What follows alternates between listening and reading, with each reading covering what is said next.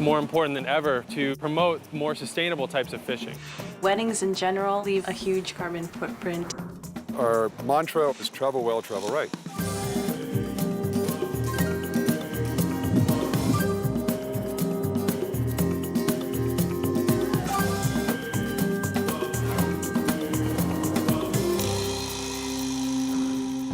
Welcome to Save My Planet. I'm Stephen Brooks, here in beautiful Costa Rica, where sustainable tourism has made a real difference for the country and its people. More about that later. First, from tuna to abalone, we eat huge amounts of seafood, and our growing appetites have led to some harmful fishing practices and created big problems for marine life. The good news is there's plenty of things we could do to help keep our oceans healthy and our bellies full.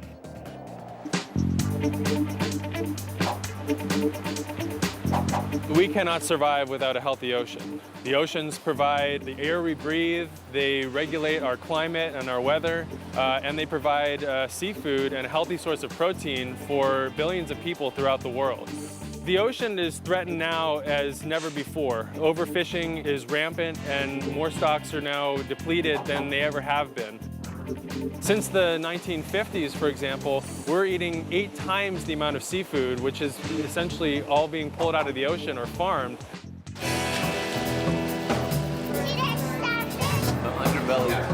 The mission of the Monterey Bay Aquarium is to inspire conservation of the ocean. We take all of the research that we do and we put it into recommendations of what type of seafood is ocean healthy. What really makes seafood sustainable is actually fairly simple. It's that you're not taking out more than the ocean can provide, and you're not having impacts on the overall marine ecosystem in the process. Both commercial fishing and farming, or aquaculture, can cause serious damage when they're not done right. Some of the destructive fishing practices out there, like bottom trawling, are destroying the very habitats that promote the diversity of life and healthy fish populations in the ocean. We're also catching many species like sea turtles, marine mammals that are now threatened with extinction as a result of the impacts of fishing. At the same time, aquaculture has stepped in to help meet the demand for seafood, and while some aquaculture is sustainable, other forms also have a very damaging impact on the environment in terms of the pollution that comes off of the farms and also in terms of just the sheer amount of wild fish they're using to feed the farm fish. Through the Seafood Watch program, we provide information to consumers and businesses in terms of what types of seafood is more sustainable to eat and buy and sell. Right now, we are in the Real Costa Cafe, one of our exhibits here at the Monterey Bay Aquarium. And this is an exhibit where visitors can come in and there's seafood on this menu that's ocean friendly, and there's seafood on this menu that people should avoid. Our Seafood Watch pocket guides are put together with 3 different lists. The green is our best choices. Those are the fisheries and the fish farms where they're really doing work the right way. In the middle is our good alternatives. Those are things to eat and enjoy once in a while. They're still sustainable fisheries, but they're not as good as your best choices. There's a number of fish on the avoid list, and they're there for different reasons. Some fish are there because they're just not good choices for us to be fishing. Fish like sharks that live a long time, reproduce very slowly. Other fish are there because we've been working the fishery so extensively that we've overfished them.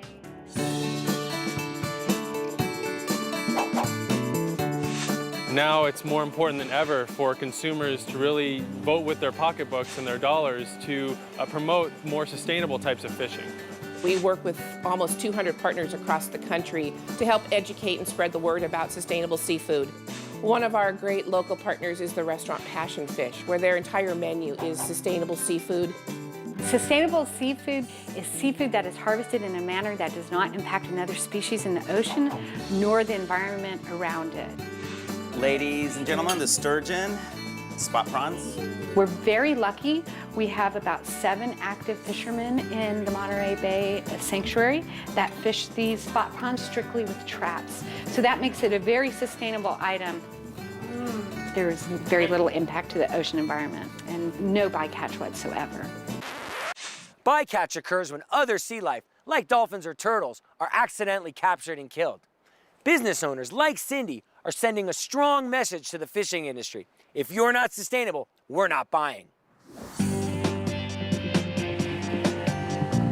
Everyone can have a part in being part of the solution. Even folks who don't eat a lot of fish can talk to their family, share what they know, pass out pocket guides, and just sort of help the word get out there so people are thinking more about their seafood choices. I do what I do for a very selfish nature because my father was a fisherman and his father was a fisherman, and I want to experience the ocean with my grandchildren in the same way that my father experienced it with me. You might think that you're just a little fish in the big pond, but remember, every choice we make impacts the planet. Up next, we're gonna visit an aquaculture operation in Monterey that's farming abalone the eco-friendly way. Welcome back to Save My Planet. Our appetite for seafood has caused some serious damage to our oceans, but fishing doesn't have to be unsustainable.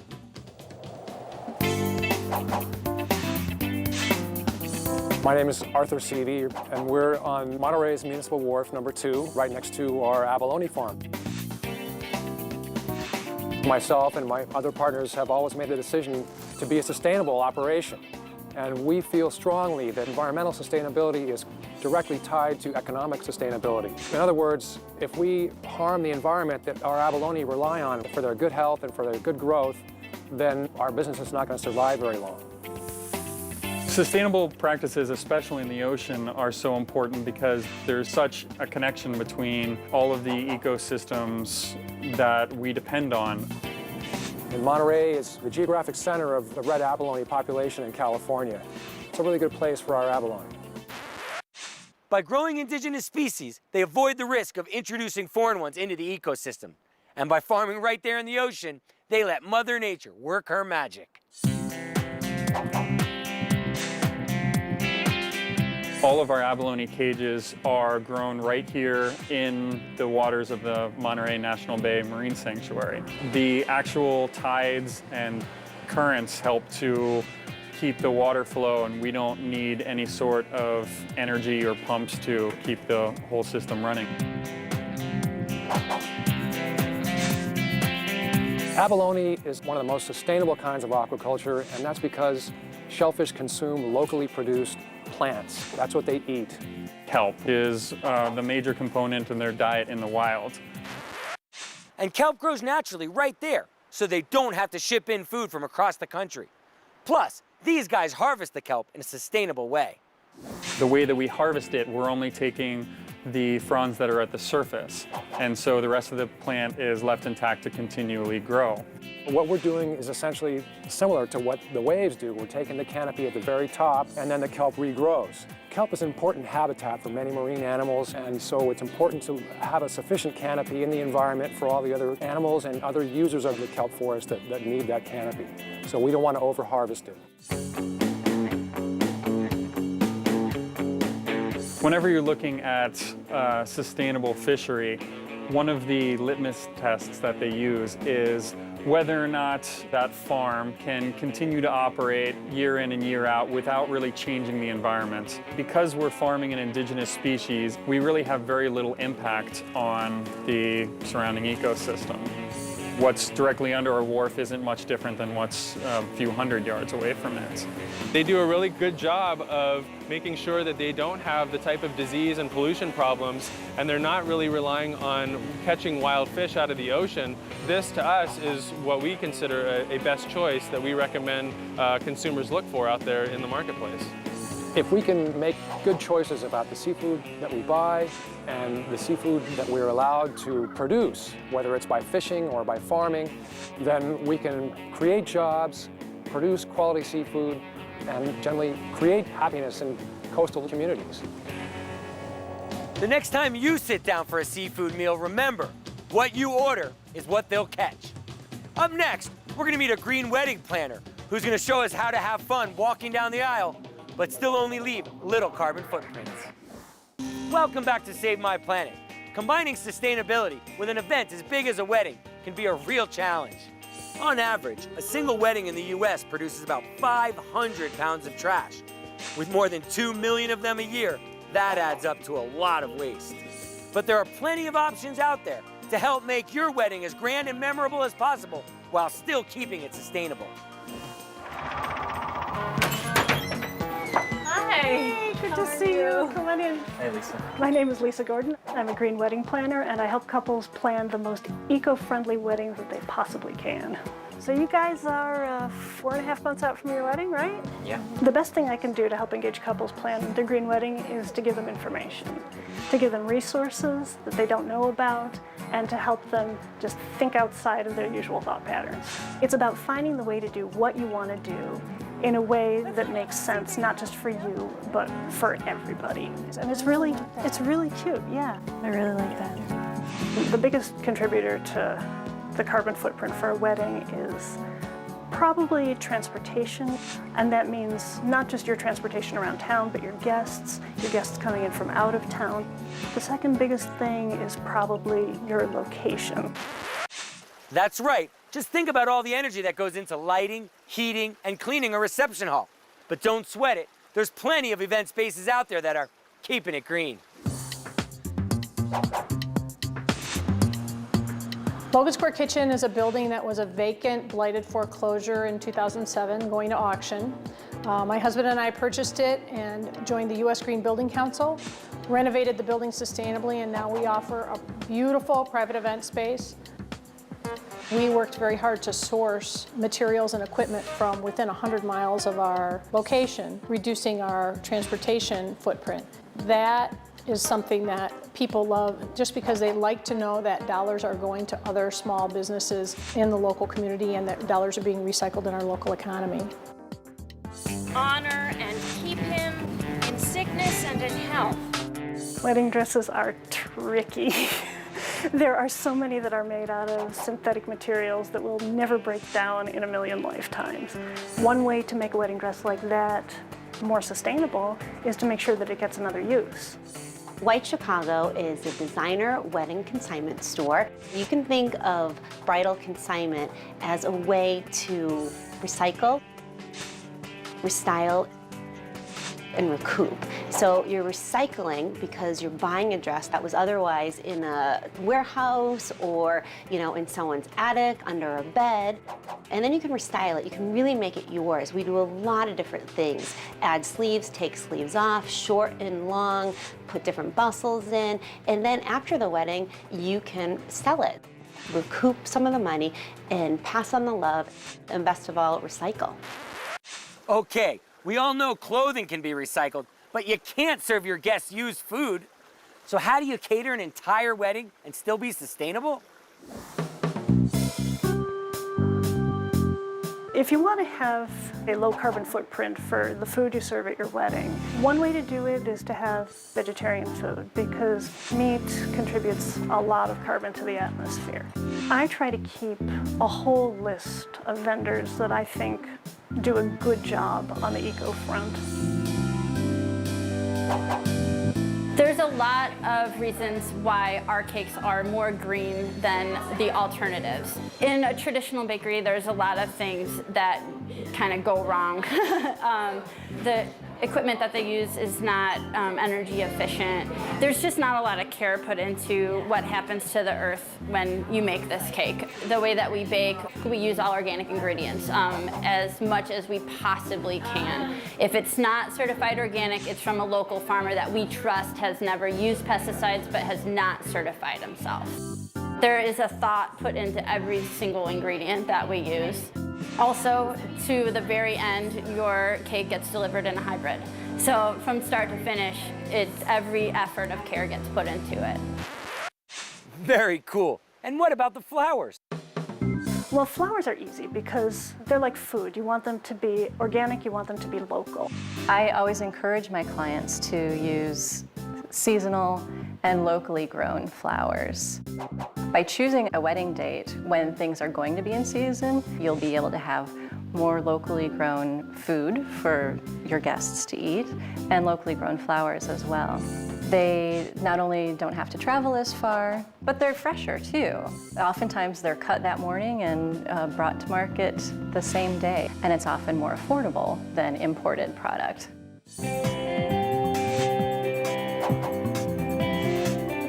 That's even easier because you know where to get recycled paper. Well, Randy and Julia found me. The fact that they were interested in sustainability issues meant that we had a lot to talk about, and it was really great to know that right off the bat. Weddings in general leave a huge carbon footprint, and so that's why it's important to us to try to have the greenest wedding we can.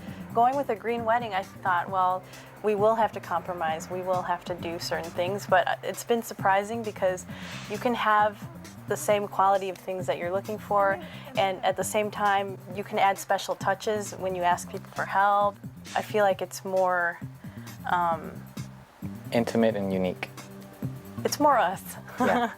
Maybe you can't solve the problem. Maybe you can't do it at every wedding, but every little bit you can do chips away at the problem. And really, it's more about getting people thinking about it than anything else. You know, you can take a green approach to any occasion, not just weddings. Whether it's birthday parties, anniversaries, or even corporate events, you can have a good time and still be sustainable. When we come back, we're gonna explore what ecotourism really means and see how Costa Rica's leading the way. Welcome back to Save My Planet. We're here in Costa Rica, a country that's helped pioneer sustainable tourism and set the standard that a lot of other places are trying to follow.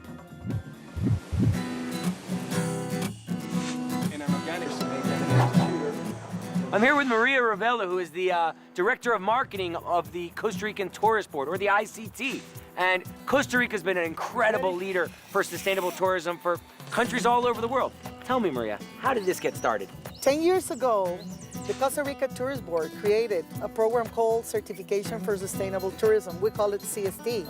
That is the program that really tried to measure the level of sustainability of the different properties. It followed very, very strict criteria, not only hotels, but for tour operators. Wow.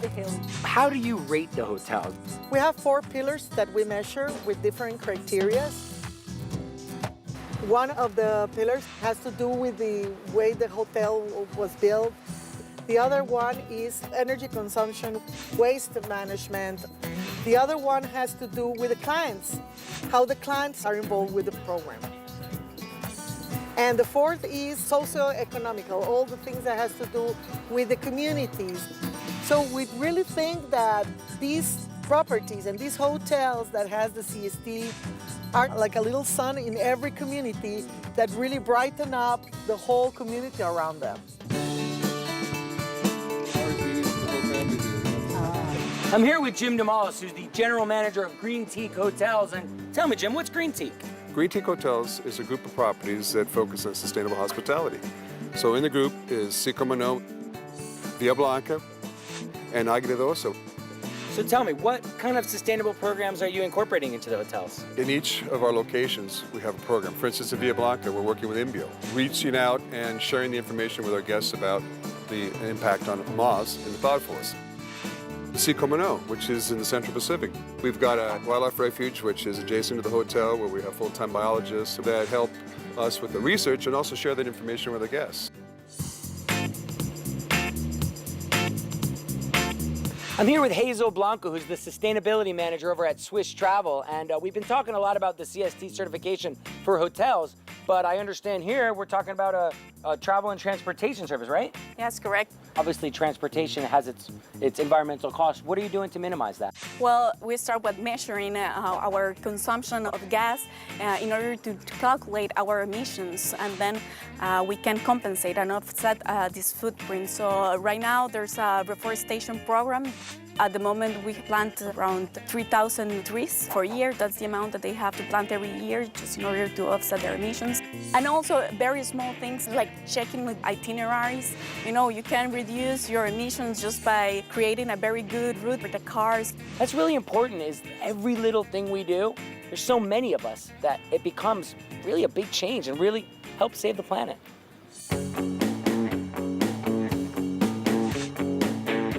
So once you visit the property and assess the situation, is there like some kind of rating system for these hotels? Yes, we have a rating system. From 1 is the lowest level, is 1 leaf. Oh, it's by leaves, not stars. Yes. I like that. And 5 leaves is the highest score. Here, we try to make the lowest impact possible We use biodegradable soap. We do all kind of environmentally friendly practices. And this is a very good example of how you can develop a hotel business, applying the best practices to keep conservancy for the area. Our idea was we wanted to give something back. I mean, you can have a great vacation in Costa Rica. You can benefit the community through our CST programs because the idea is to interact with the community. You can enjoy the enthusiasm of our employees that are all from Costa Rica who are proud to work here and work with us. And at the same time, you leave something back when you travel to the United States that's positive for the area. Costa Rica and the CST program demonstrate how tourism can be both sustainable and profitable. And what a great way to help save the planet. I'm Stephen Brooks. See you next time.